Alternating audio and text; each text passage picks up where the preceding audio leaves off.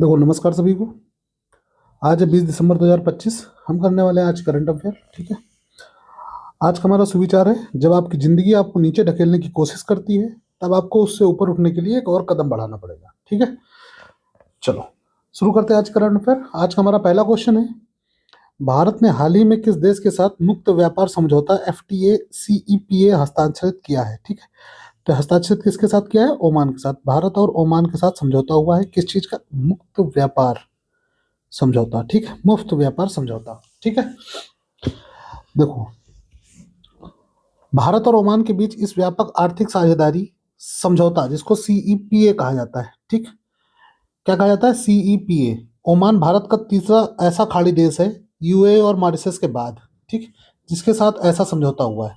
कुल मिला के अभी तक खाड़ी देशों में UAE, मॉरिशस और ओमान, इन तीनों के साथ में मुफ्त व्यापार समझौता हो चुका है। ठीक है, इसका महत्व क्या है? इसका महत्व, भारत ओमान से मुख्य रूप से पेट्रोलियम उत्पाद और उर्वरक आयात करता है। इस समझौते से भारत के कपड़ा, कृषि, इलेक्ट्रॉनिक उत्पादों पर ड्यूटी कर खत्म हो जाएगी। ठीक है, मतलब जो हम वहां से पेट्रोलियम और उर्वरक लेंगे, उस पर कोई कर नहीं लगाएगा ओमान, और जो हम यहाँ से भेजेंगे अ, भारत का कपड़ा, कृषि और इलेक्ट्रॉनिक उत्पादों पर, इन पे वो ड्यूटी खत्म हो जाएगी। ठीक है, चलिए अगला क्वेश्चन है हमारा, उत्तर प्रदेश शिक्षा सेवा चयन आयोग UPESSC का नया अध्यक्ष किसे नियुक्त किया गया है? तो ये नियुक्त किया गया है प्रशांत कुमार को। किसको? प्रशांत कुमार को। यह आयोग उत्तर प्रदेश के माध्यमिक, उच्च और प्राथमिक शिक्षण संस्थानों में शिक्षकों की भर्ती के लिए एकल खिड़की, सिंगल विंडो के रूप में कार्य करता है। ठीक है, प्रशांत कुमार को इसकी कमान दी गई है। इनका मुख्य कार्य भर्ती प्रक्रियाओं में होने वाली देरी और भ्रष्टाचार को समाप्त करना है। इसका मुख्यालय प्रयागराज में है। मुख्यालय कहाँ पर है? प्रयागराज में। ठीक है, चलो अगला क्वेश्चन है हमारा, डेजर्ट साइक्लोन सेकंड संयुक्त सैन्य अभ्यास भारत और किस देश के बीच में आयोजित किया जाता है? तो ये किया जाता है संयुक्त अरब अमीरात। ठीक है, किसके साथ? संयुक्त अरब अमीरात। ठीक है, भारत और UAE इसमें शामिल होते हैं। उद्देश्य यह अभ्यास शहरी और रेगिस्तानी इलाकों में आतंकवाद विरोधी गतिविधियों और शांति स्थापना अभियानों पर केंद्रित है। यह दोनों देशों के बीच बढ़ते रक्षा सहयोग, जैसे ब्रह्मोस मिसाइल की संभावित बिक्री का हिस्सा है। किसका? ब्रह्मोस मिसाइल का। ठीक है, चलो अगला क्वेश्चन है, भारतीय तटरक्षक जहाज ICG शिप सार्थक ने हाल ही में ईरान के किस बंदरगाह का दौरा किया है? तो ये चाबहार बंदरगाह। कौन सा? चाबहार बंदरगाह का दौरा किया है। ठीक है, यह ईरान में स्थित है। कहाँ पे है? चाबहार बंदरगाह ईरान में स्थित है। भारत के लिए पाकिस्तान को बाईपास करके अफगानिस्तान और मध्य एशिया तक पहुंचने का एकमात्र रास्ता है। ठीक, इसे INSTC international north south transport corridor का हिस्सा माना जाता है। क्या माना जाता है? INSTC international north south transport corridor, ठीक है, का हिस्सा माना जाता है। ICGS सार्थक क्या है?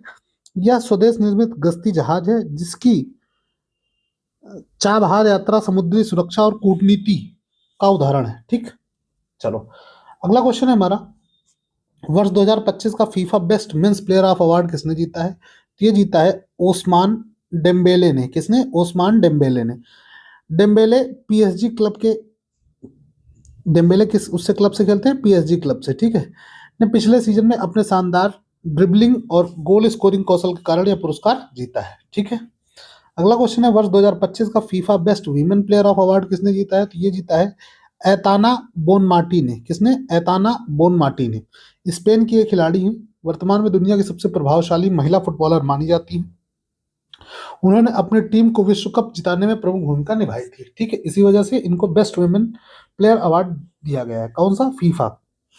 अगला क्वेश्चन हमारा, वाडा की 2024 की रिपोर्ट के अनुसार 5000 से अधिक परीक्षण करने वाले देशों में सबसे अधिक डोपिंग उल्लंघन किस देश में पाए गए हैं? तो ये भारत में। किसने? भारत में पाए गए हैं। चिंता का विषय है, 5000 से अधिक टेस्ट किए गए हैं, जिसमें उल्लंघन की दर सबसे अधिक रही है। किसकी? भारत की। इसमें एथलेटिक्स, कुश्ती और भारोत्तोलन मतलब वेट लिफ्टिंग के खिलाड़ी सबसे अधिक प्रभावित पाए गए हैं। कुल मिलाकर जो कुश्ती लड़ते हैं, वेट लिफ्टिंग करते हैं और एथलेटिक्स करते हैं, ठीक है, वो डोपिंग का यूज करके अपने परफॉर्मेंस को बूस्ट करना चाहते हैं। ठीक, जिसका नाडा, नाडा क्या होती है? राष्ट्रीय डोपिंग रोधी एजेंसी, ये जांच करती है। ठीक, उसके बाद अगर उसमें पकड़े जाते हैं तो ये देश का छवि बर्बाद होती है। ठीक, और उसको, उस खिलाड़ी को बैन भी किया जाता है। ठीक। नाडा अब ग्रामीण स्तर पर जागरूकता बढ़ाने की योजना बना रही है। ठीक, नाडा क्या है? राष्ट्रीय डोपिंग रोधी एजेंसी है। ठीक।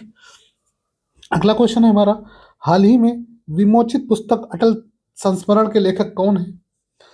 तो ये है अशोक टंडन। कौन है? अशोक टंडन। किस पुस्तक के? अटल संस्मरण के लेखक हैं। ठीक है। अशोक टंडन वाजपेयी जी के कार्यकाल के दौरान उनके मीडिया सलाहकार थे। क्या थे? मीडिया सलाहकार थे। ठीक। पुस्तक में 1998 के पोखरण परमाणु परीक्षण, कारगिल युद्ध के दौरान वाजपेयी जी के निर्णय क्षमता का विवरण दिया गया है। ठीक है।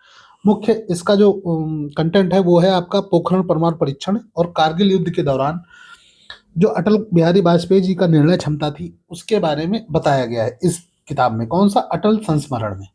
अगला क्वेश्चन है हमारा, हाल ही में वित्त मंत्रालय ने किस बैंकिंग संस्थान के लिए एकल और एकीकृत ब्रांड पहचान दर्शाने वाला नया लोगो जारी किया है? तो ये क्षेत्रीय ग्रामीण बैंक, जिसको RRBS कहते हैं। क्या कहते हैं? RRBS। ठीक। वित्त मंत्रालय का निर्णय क्या है? वर्तमान में भारत में 43 RRB हैं। एक समान लोगो, यूनिफाइड लोगो होने से ग्राहकों में विश्वास बढ़ेगा और डिजिटल बैंकिंग सेवाओं में एकरूपता आएगी। ठीक है।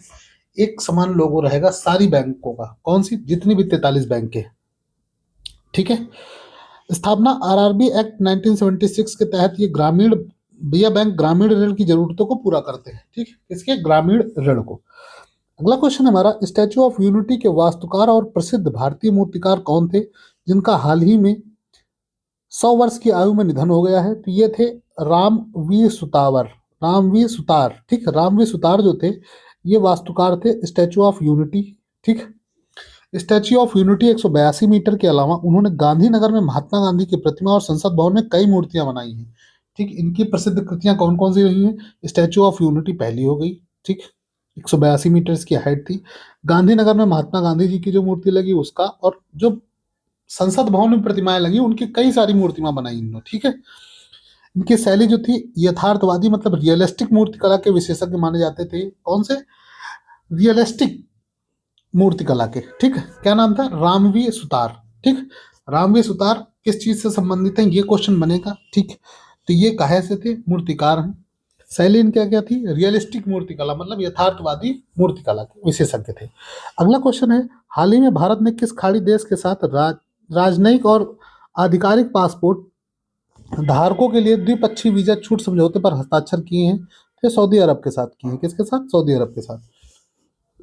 यह समझौता राजनयिक और आधिकारिक पासपोर्ट धारकों को बिना वीजा के 90 दिनों तक रहने की अनुमति देता है। यह भारत सऊदी अरब रणनीतिक साझेदारी परिषद स्ट्रेटेजिक पार्टनरशिप काउंसिल के तहत लिया गया एक बड़ा निर्णय है। ठीक है। इसमें देखो, इसमें जो इसकी लिमिटेशन है वो बढ़ा दी गई, बिना वीजा के आप 90 दिन तक वहां रह सकते हैं। ठीक, यही इस समझौते का मतलब है। किस खाड़ी देश के साथ हुआ है? तो भारत और सऊदी अरब के साथ। अगला क्वेश्चन है हमारा, विश्व स्वास्थ्य संगठन के दूसरे वैश्विक पारंपरिक चिकित्सा सम्मेलन का आयोजन कहाँ किया जा रहा है? तो ये किया जा रहा है नई दिल्ली में। कहाँ पे? विश्व स्वास्थ्य संगठन WHO के। ठीक। मेजबान कौन है? नई दिल्ली है। थीम क्या है? पारंपरिक चिकित्सा के माध्यम से स्वास्थ्य और कल्याण का भविष्य। इसमें आयुर्वेद, योग और यूनानी चिकित्सा को आधुनिक विज्ञान के साथ जोड़ने पर जोर दिया गया है। ठीक है। अगला क्वेश्चन है हमारा, हाल ही में ओमान के सुल्तान ने प्रधानमंत्री नरेंद्र मोदी को द्विपक्षीय संबंधों में उनके योगदान के लिए किस सर्वोच्च सम्मान से सम्मानित किया गया है? तो ऑर्डर ऑफ ओमान से सम्मानित किया है। काहे से? ऑर्डर ऑफ ओमान से। यह ओमान का सर्वोच्च नागरिक सम्मान है। यह पीएम मोदी को दोनों देशों के बीच ऊर्जा सुरक्षा और समुद्री व्यापार को मजबूत करने के लिए दिया गया है। इसमें एक चीज और ऐड कर लो। ठीक, मैंने पिछले क्लास में बताया था, इसमें भी नोट कर लो। प्रधानमंत्री नरेंद्र मोदी जी को यह अवार्ड पहली बार प्राप्त किया है। कुल मिला के किसी भी भारतीय प्रधानमंत्री के लिए यह पहला पुरस्कार है जो ओमान की तरफ से दिया गया है। ठीक, सर्वोच्च सम्मान। इसके पहले ऑर्डर ऑफ ओमान किसी भी भारतीय प्रधानमंत्री को नहीं दिया गया था। अगला क्वेश्चन है हमारा, भारतीय ट्रेडमार्क रजिस्ट्री ने हाल ही में पहली बार किस आधार पर ट्रेडमार्क आवेदन स्वीकार किया है? तो ये स्मेल के आधार पर। किस चीज पे? स्मेल के आधार पर। ठीक, भारतीय ट्रेडमार्क कानून में अब तक केवल शब्द, लोगो और आवाज जैसे नोकिया की ट्यून को शामिल किया गया था।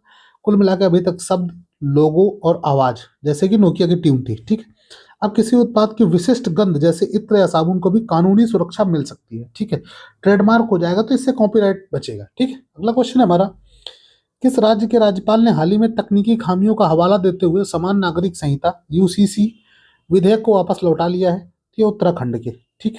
सामान्य नागरिक संहिता किस आर्टिकल में है? आर्टिकल 44 में लिख दिया है इसमें। ठीक है।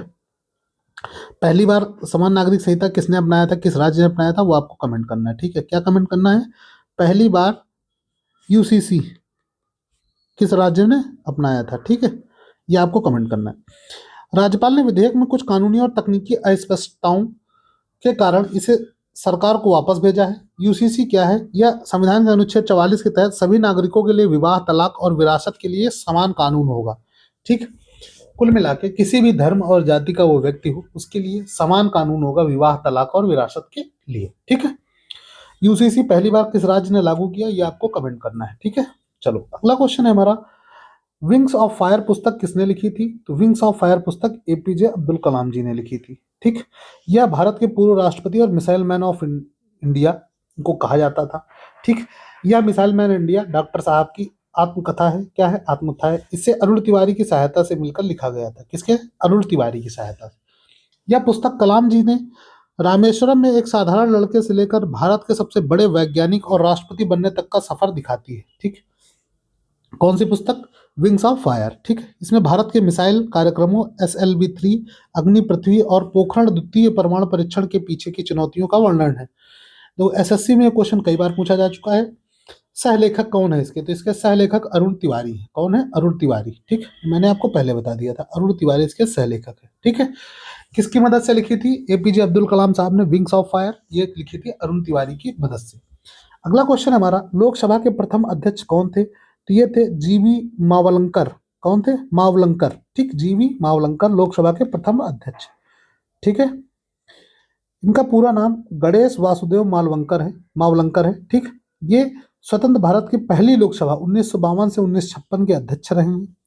इन्हें प्यार से दादा साहेब कहा जाता था। क्या कहा जाता था? दादा साहेब इनका उपनाम था। ठीक है। पंडित जवाहरलाल नेहरू ने इन्हें लोकसभा का पिता कहा था, फादर ऑफ लोकसभा कहा था, की उपाधि दी थी। लोकसभा अध्यक्ष का पद भारतीय लोकतंत्र में बहुत शक्तिशाली होता है। यह तय करना कि कोई विधेयक धन विधेयक है या नहीं, यह केवल अध्यक्ष का अधिकार है। ठीक है। मनी बिल को डिसाइड करना किसका अधिकार है? लोकसभा के अध्यक्ष का। और मनी बिल से रिलेटेड एक फैक्ट और आपको बता दे रहा हूँ, मनी बिल को किसी भी संसद में मतलब किसी भी सभा में पेश करने से पहले उसमें राष्ट्रपति की परमिशन लेनी अनिवार्य होती है। जब तक राष्ट्रपति का साइन नहीं होगा मनी बिल पेश नहीं किया जा सकता। और मनी बिल को आइडेंटिफाई कौन करेगा? तो मनी बिल को आइडेंटिफाई करेंगे लोकसभा के अध्यक्ष। ठीक।